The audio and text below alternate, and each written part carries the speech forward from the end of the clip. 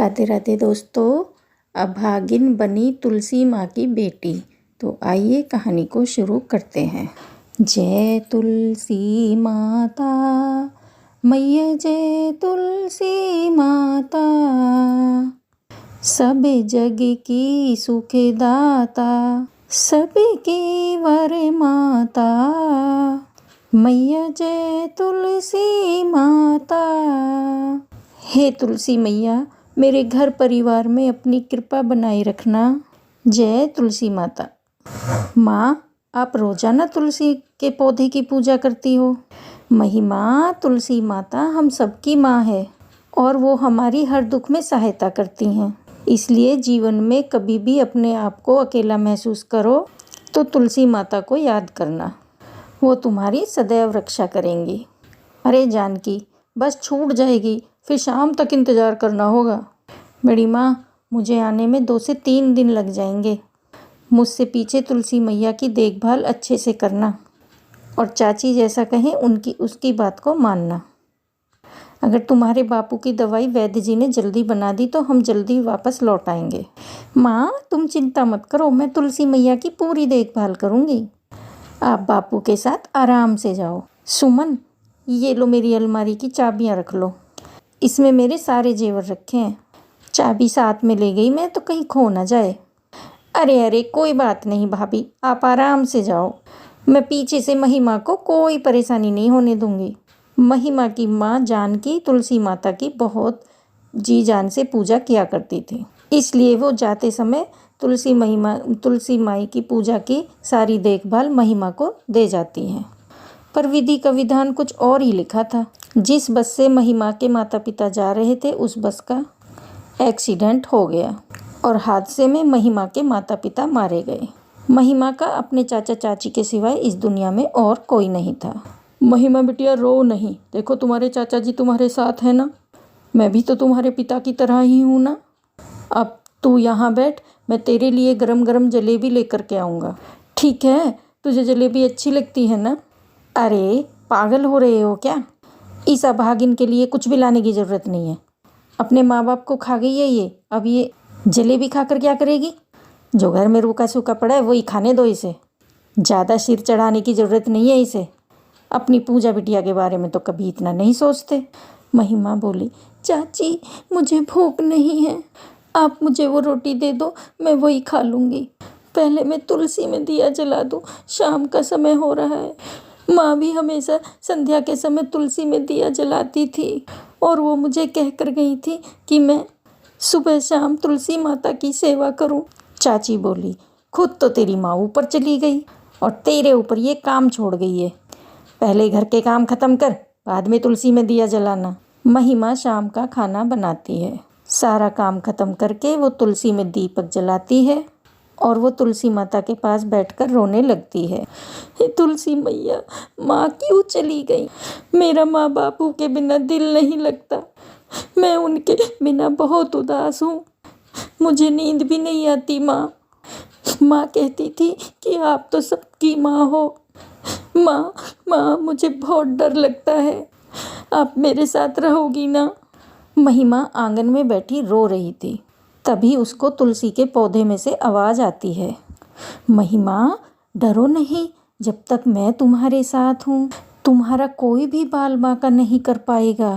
बेटी तुम बिल्कुल भी चिंता मत करो, तुम्हें जब भी कोई परेशानी हो तो तुम मुझे याद कर लेना, मैं तुम्हारी मदद को आ जाऊँगी। तुलसी माँ, ये आवाज़ तो तुलसी मैया के पौधे से ही आ रही है। इसका मतलब तुलसी मैया के पौधे तक तुलसी मैया तक मेरी आवाज़ पहुंच गई है। मैया, अब मैं बिल्कुल भी नहीं डरूंगी, मैं जानती हूँ कि आप मेरे साथ हो। महिमा तुलसी माता की आवाज़ सुन करके खुश हो जाती है। उसको यकीन था कि तुलसी माता का आशीर्वाद उसकी माँ के रूप में उसके साथ था। पर महिमा की चाची के स्वभाव में बहुत अंतर आ गया था। वो तो बस यही चाहती थी कि जो भी जेवर उसकी माँ उसे देकर गई थी वो उन जेवरों को हड़प ले। पर माँ तुलसी के होते हुए ऐसा कभी नहीं हो सकता था। ये सारे जेवर चुपचाप संदूक में छुपा देती हूँ और फिर किसी दिन मौका देखकर सारे जेवर बेच दूंगी और पैसों को अपने पास जोड़ कर रख लूँगी। ये मुझसे पूछेंगे तो बोल दूंगी कि चोर चुरा कर ले गया। महिमा की चाची सारे जेवर संदूक में बंद करके ताला लगा देती है। महिमा, ओ महिमा, कब से तुझे आवाज़ लगा रही हूँ? मैं बाजार जा रही हूँ। मेरे वापस आने तक अच्छे से सारे कपड़े धोकर आंगन को लीप देना और दोपहर का खाना भी बना कर रख देना। कोई भी काम बाकी रहा ना तो तेरी खैर नहीं। मुझे तो मिट्टी से आंगन लीपना आता ही नहीं। मैंने ये काम कभी नहीं किया चाची। बड़ी आई काम के बहाने ढूंढने वाली। जैसे मर्जी करना, पूरा आंगन अच्छे से लिपा हुआ होना चाहिए। महिमा को सारे घर का काम देकर उसकी चाची अपनी बेटी के साथ बाजार घूमने चली जाती है। हे तुलसी माँ, मेरी मदद करो, मुझे आंगन लीपना नहीं आता। चाची आकर मुझे बहुत मारेगी। महिमा रोने लगती है। तभी उसके सामने आकर तुलसी माँ प्रकट होती हैं और एक साधारण स्त्री का रूप धर लेती हैं। बेटी, तुम चिंता मत करो, लाओ मिट्टी दो, मैं तुम्हारा पूरा आंगन लीप देती हूँ। माँ, मैं जानती थी कि आप मेरी मदद करने को जरूर आओगी। साधारण स्त्री के रूप में माता तुलसी मुस्कुराने लगती हैं। कुछ देर बाद महिमा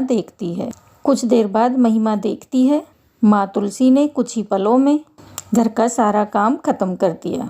महिमा बोली, माँ, आपने तो सारा काम चुटकियों में ही खत्म कर दिया। अब चाची मेरे ऊपर गुस्सा नहीं करेंगी। बेटी, अब तुम थोड़ी देर आराम से सो जाओ। महिमा वहीं तुलसी के पौधे के पास सो जाती है और माता तुलसी अंतर्ध्यान हो जाती है। महिमा की चाची जब घर आकर सारा काम निपटा हुआ देखती है तो वह बहुत हैरान रह जाती है। अब वह रोजाना कठिन से कठिन काम महिमा को देकर जाने लगी, पर तुलसी माता आकर सारा काम कर देती थी। एक दिन महिमा की चाची ने चोरी छिपे तुलसी माता को स्त्री के रूप में घर का सारा काम करते हुए देख लिया। ये बात है, तभी मैं कहूँ कि महिमा इतनी जल्दी तो घर के काम नहीं निपटा सकती। ये किसी औरत की मदद लेती है जो यहाँ पर इसके बदले घर का काम करती है। हाँ, कहीं ऐसा ना हो इसने सारा घर ही लुटा दिया हो। कोई भरोसा नहीं है, ये काम के बदले इसे कुछ ना कुछ जरूर दे रही है। एक बार संदूक में जाकर देखती हूँ, कहीं जेवर तो इसे दान में नहीं दे दिए। फिर महिमा की चाची कमरे में जाकर के संदूक देखती है जिसमें महिमा की माँ जानकी के जेवर रखे हुए थे, पर संदूक में जेवर की जगह पत्थर थे। महिमा की चाची अपना सिर पीट लेती है। हे राम, मैं तो लुट गई, बर्बाद हो गई। सुनो जी, जेठानी जी के सारे जेवर चोरी हो गए। जरूर इस महिमा ने उस औरत को दे दिए जिससे ये चोरी छिपे घर के काम करवाती है। इसको बोलो उस औरत को बुलाए। वो कहाँ रहती है? चुपचाप चोरी किए हुए सारे जेवर वापस करेगी। महिमा, तुम्हारी चाची किसके बारे में बात कर रही है? और सुलोचना घर का काम किसी और से करवाती है, तो फिर तुम क्या करती हो? घर का काम तो तुम्हें करना चाहिए ना। मुझे कुछ भी समझ में नहीं आ रहा है। चाची सारा दिन घर के काम मेरे से करवाती थी। मेरे से अकेले सारे काम नहीं हो रहे थे। मुझे कुछ काम करने ही नहीं आते थे, इसलिए मैंने तुलसी माता को बुलाया। चाची जिनके बारे में कह रही है वो तुलसी माता ही हैं। वो ही रोजाना मेरी मदद को आती हैं। देखो देखो देखो, ये किसे बुद्धू बना रही है। भला तुलसी के पौधे में से भी क्या तुलसी माता बाहर आ सकती है? ऐसा कभी हो ही नहीं सकता। ये तो पागल हो गई है या किसी के कहने से ऐसा कर रही है। इससे पूछो कि सारे जेवर कहाँ हैं। ना जाने इसने किसे दे दिए। सबसे पहले तो उस औरत को बुलाओ और इसे बोलो अभी के अभी। कहो कि अभी बुलाए। हे तुलसी मैया, चाची को विश्वास नहीं हो रहा कि आप मेरी मदद करती हो। माँ, आओ ना, मेरी मदद करो ना। चाची को बताओ कि मैंने आपको कोई गहने नहीं दिए हैं। हे तुलसी माता, मेरी मदद करो। और महिमा रोने लगती है। तभी तुलसी के पौधे में से माँ तुलसी प्रकट होती है। घबराओ नहीं महिमा बेटी, मेरे होते हुए तुम्हें कुछ नहीं होगा। सुलोचना, तुम्हारे मन में लालच मैं देख सकती हूँ। तुमने एक भोली भाली बच्ची पर कितने अत्याचार किए हैं। मैं इसका दंड तुम्हें अभी दे सकती हूँ। नहीं माँ, चाची को कुछ मत कहो। चाची की तरफ से मैं तुमसे माफ़ी मांगती हूँ। हे तुलसी माँ, आपके दर्शन पाकर हम तो कृतार्थ हो गए। हमें क्षमा करो माँ। मैं इस सब से अज्ञानी था। मुझे नहीं पता था कि सुलोचना महिमा के साथ ऐसा व्यवहार करती है। मुझे माफ़ कर दो मैया, मुझसे भूल हो गई। मेरी आंखों पर लालच का पर्दा पड़ गया था। मैं आज के बाद महिमा और पूजा दोनों में कभी भेदभाव नहीं करूँगी। मुझसे गलती हुई माँ।